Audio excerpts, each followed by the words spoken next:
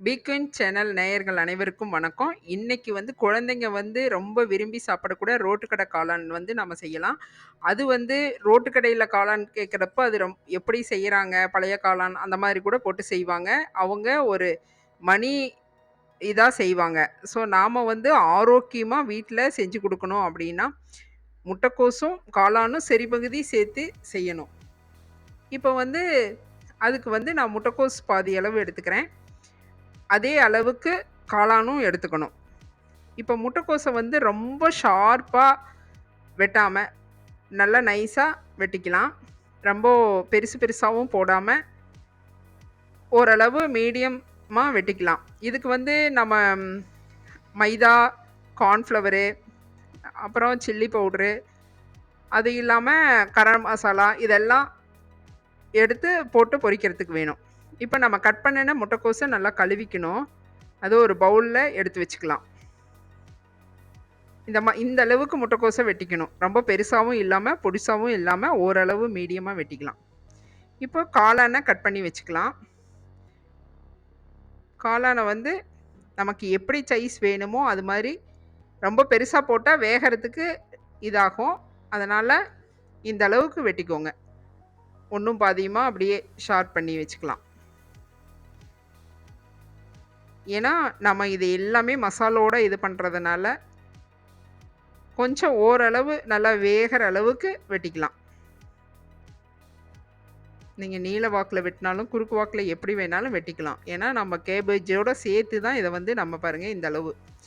இத வந்து நம்ம என்னதான் வாஷ் பண்ணியிருந்தாலும், உள்ளுக்குள்ள ஏதாவது இருக்கும். அதனால வந்து இதையும் கேபேஜ் எல்லாம் ஒட்டுக்கா சேர்த்து கழுவிக்கலாம். தண்ணீல ஒரு ஒரு தடவ தண்ணி விட்டு நல்லா கழுவி எடுத்துக்கலாம். ஈஸியா நம்ம வீட்ல கடையில இருக்கிற அதே டேஸ்ட்டு நம்ம கொண்டு வந்து செய்ய முடியும். அதனால நம்ம ஆரோக்கியமா செஞ்சு சாப்பிடும்போது, நல்லா சுவையாவும் இருக்கும், ஆரோக்கியமாவும் இருக்கும். ஏன்னா, புள்ளைகள்லாம் இதத்தான் விரும்புவாங்க. இதுக்கு வந்து பெரிய வெங்காயம் ஒரு 2 நல்லா பொடிசா வெட்டி வச்சுக்கலாம். இது வந்து நம்ம வந்து மறுபடியும் அந்த கிரேவி செய்யறதுக்கு தான் இந்த பெரிய வெங்காயம் தேவைப்படும். அதனால வெட்டி வச்சுக்கலாம். இப்போ கழுவுன காளான எடுத்து வச்சுக்கலாம். இத நல்லா தண்ணி வடிச்சிரணும். இது இது கூட ஒரு 2 டீஸ்பூன் வந்து மைதா மாவு எடுத்திருக்கிறேன். நீங்க தேவைப்பட்டா கடலை மாவும் இதில சேர்த்துக்கலாம். கார்ன்ஃப்ளவர் மாவு 1 டீஸ்பூன் சேர்த்துக்கலாம். 2 டீஸ்பூன் வந்து மைதா, 1 டீஸ்பூன் வந்து கார்ன்ஃப்ளவர் மாவு, அப்புறம் ஒரு 1/2 டீஸ்பூன் வந்து கரம் மசாலா, சில்லி பொடி வந்து 1 டீஸ்பூன். காஷ்மீரி சில்லியா இருந்தா கலர் நல்லா கிடைக்கும். இதுக்கு தேவையான அளவு உப்பு சேர்த்துக்கலாம். இதோட நம்ம தேவைப்பட்டா அரிசி மாவு கூட கொஞ்சம் சேர்த்துக்கலாம். இஞ்சி பூண்டு பேஸ்ட்டு 1 டீஸ்பூன் சேர்த்துக்கலாம் இதோட. இது எல்லாம் நம்ம ஆல்ரெடி நம்ம தண்ணி விட்டு நல்லா கழுவி வச்சிருக்கிறதுனால அதிலேயே ஈரப்பதம் இருக்கும். அதனால நம்ம இதில தண்ணி சேர்க்க வேண்டாம். ஒரு சின்ன பிஞ்ச் அளவுக்கு மஞ்சள் பொடி சேர்த்துக்கலாம் இதோட. அதையே எல்லாம் போட்டு பெசரும்போது நல்லா கண்டிப்பா தண்ணி விடும். நல்லா அந்த கரெக்டான ஒரு ஸ்ட்ரெச்சர் வந்துரும். இது வந்து 2 டீஸ்பூன் மைதா, நீங்க தேவைப்பட்டா 1 டீஸ்பூன் கடலை மாவும் சேர்த்துக்கோங்க. அதோட 1 teaspoon cornflour, garam masala, chilli பொடி, மஞ்சள் பொடி. இது மட்டும் சேர்த்து உப்பு இதெல்லாம் சேர்த்து நல்லா ஒரு போண்டா மாவு பதத்துக்கு நல்லா பெசரி வச்சுக்கலாம். இத அடுப்புல எண்ணெய் வச்சு நல்லா காஞ்சதுக்கப்புறம் சின்ன சின்ன பீஸா போட்டு எடுத்துக்கலாம்.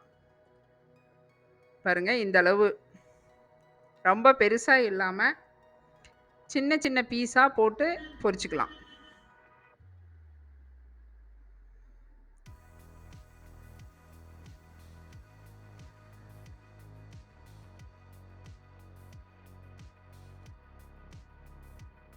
புள்ளைகள்ல இருந்து, குழந்தைங்கள்ல இருந்து பெரியவங்க வரையிலும் இன்னைக்கு ரோட்டு கடை காளான்ங்கிறது ரொம்ப ஒரு ஃபேமஸான விஷயமா போச்சு. யாரு பார்த்தாலும் அத யாரு பார்த்தாலும் அத வந்து ரொம்ப விரும்பி சாப்பிடுறாங்க. ஸோ அது அந்த அளவுக்கு ஆரோக்கியமா செய்றாங்களா அப்படின்லாம் நமக்கு தெரியாது. ஆனா இதே நம்ம வீட்ல செஞ்சு சாப்பிட்டோம் அப்படின்னா, ஆரோக்கியமாவும் இருக்கும். ஹெல்த்துக்கும் எந்த பிரச்சனையும் இல்லாம, அவங்க விரும்பின டேஸ்ட்டுக்கு அந்த கிரேவி கிடைக்கும். பாருங்க இந்த அளவு வரும். நல்லா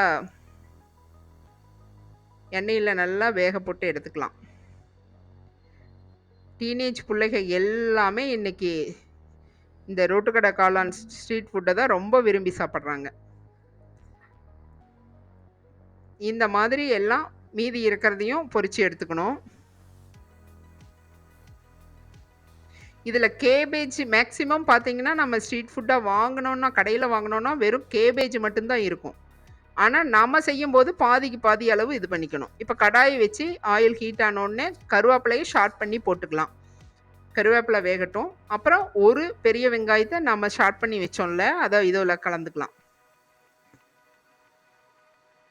இது நல்லா நல்லா கிரிஸ்பியா வரணும், பொன்னிறமா வரணும் அப்படிங்கிறதெல்லாம் தேவையில்ல. ஒரு கண்ணாடி பதம் அளவு வந்தா போதும். இப்போ இஞ்சி பூண்டு பேஸ்ட்டு 1 டீஸ்பூன் இஞ்சி பூண்டு பேஸ்ட்டு சேர்த்துக்கலாம். அது நல்லா வதங்கி வரட்டும். இதுக்கு வந்து கண்ணாடி பதம் இருந்தா போதும்.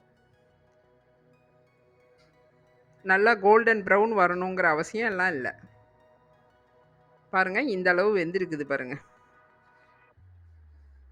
இப்ப இதோட ஒரு 1/2 டீஸ்பூன் மிளகாத்தூள், ஒரு பிஞ்ச் மஞ்சள் பொடி,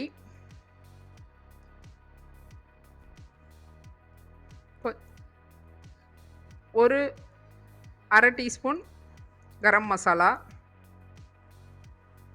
இதெல்லாம் சேர்த்து நல்லா வதக்கி விட்டுக்கலாம்.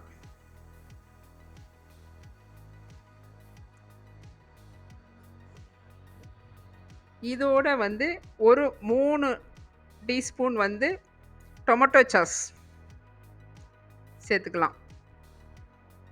இதோட ஒரு 2 டீஸ்பூன் வந்து கிரீன் சில்லி சாஸ் சேர்த்துக்கலாம். இது எல்லாம் நல்லா சேர்த்து வதக்கி விட்டுறலாம். நல்லா அந்த ரா ஸ்மெல் போகிற அளவு வதக்கி விட்டுறலாம். நல்லா கொஞ்ச நேரம் இது பண்ணலாம். இது வந்து நம்ம மிளகாயோ, தக்காளியோ போட்டு அது செய்யறத விட இந்த மாதிரி சாஸ் சேர்த்துக்கிட்டோம்னா நல்லாயிருக்கும். இதில் 1 டீஸ்பூன் வந்து கார்ன்ஃப்ளவர் மாவை தண்ணியில் கரைச்சி வச்சுருக்கேன். அதை இதோட சேர்த்துக்கலாம். இது சேர்த்துன உடனே நல்லா ஒரு பேஸ்ட்டு வந்து நல்லா கெட்டியாகி பசை டைப்புக்கு வரும். பாருங்க இந்த அளவு கொஞ்சம் ரா ஸ்மெல் போகட்டும். நம்ம தேவையான அளவு தண்ணி கலந்துக்கலாம்.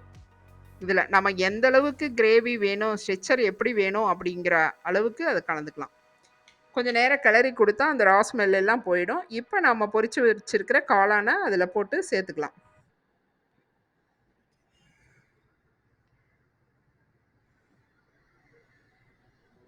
இதெல்லாம் நல்லா போட்டு அதோடு சேர்த்து நல்லா வதக்கி விட்டுறலாம்.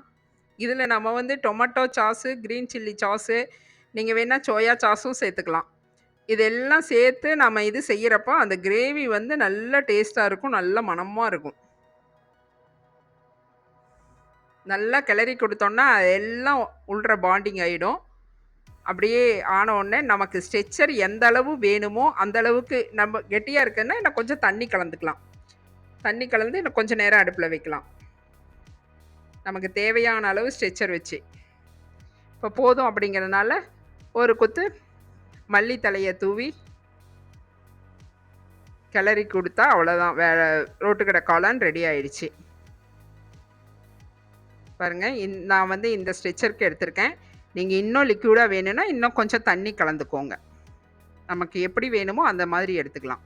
இதை சாப்பிட சர்வ் பண்ணிடலாம். பாருங்கள் இந்த மாதிரி ஒரு பிளேட்டில் போட்டு அது மேலே ஒரு குத்து சாட் பண்ண வெங்காயம், மல்லி இதெல்லாம் சேர்த்து சர்வ் பண்ணால் சூப்பராக இருக்கும். பி குயின் சேனல் லைக் பண்ணுங்கள், சப்ஸ்கிரைப் பண்ணுங்கள். மீண்டும் அடுத்த வீடியோவில் சந்திக்கலாம். நன்றி, வணக்கம்.